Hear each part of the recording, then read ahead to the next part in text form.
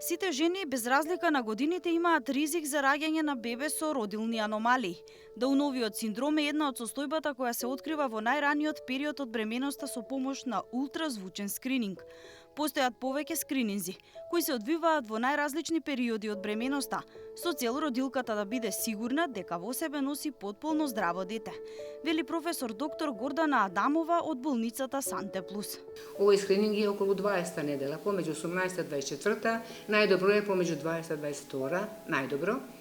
И тогаш ги гледаме сите органи. Органите веќе се формирани и ако нешто не е во ред во ембриогенезата, тоа веќе сега ќе се покаже. Доктор Адамова вели дека е многу важно кога на родителите ќе им биде соопштена информацијата доколку постои било каков проблем. Етиката е многу важна, како и вниманието кое му се посветува на пациентот.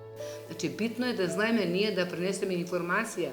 Ако најдеме некаква промена, ако таа не е инкомпатибилна со живот, да најдеме начин како да објасниме на пациентката што може да очекува, како тоа понатака ќе се развива, дали тоа нешто уопште значи или е само случајен навод кој ама баш нема никаква функција, него е успутен навод кој ништо не му пречи на плодот, кој не е аномалија. Мислам, етиката наша и начинот на објаснување на наводот е многу битен.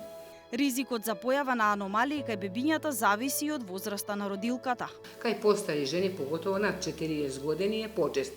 Меѓутоа, многу повеќе случаеви, бидејќи е многу побројна популација под 40, под 35 години, ќе има тамо даун синдроми, него кај овие, значи над 40. Они се во ризик, поголем ризик да носат дете со даун.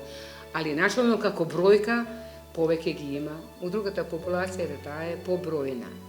Причината за појава на аномалии е различна.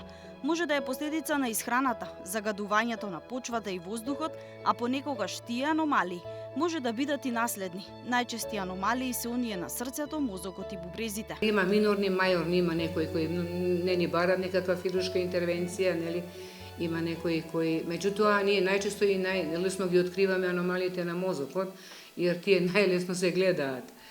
Додека на срце се малце покомплексни и се уште, значи, кога се дава статистика светска, се уште е уствари аномалиите на срце се тие што у најголем процент се откриваат, нели, тек постнатално, а не пренатално, и затоа секако дека треба обучен кадар, и обучениот кадар може некои од тие суптилни аномалии да ги пропушти, тоа треба да е јасно на сите. Со консумирање на фолната киселина за време на бременоста, но не само во првите 3 месеци, туку во текот на цела бременост, довело до преполовен број на аномалии на централниот нервен систем, вели доктор Гордана Адамова. Наодот може да се изгуби во текот на бременоста, да напредува или пак може да предизвика поголем хендикеп, но доколку бебето има посериозна аномалија, одлуката дали тоа ќе се роди или не, ја носат неговите родители.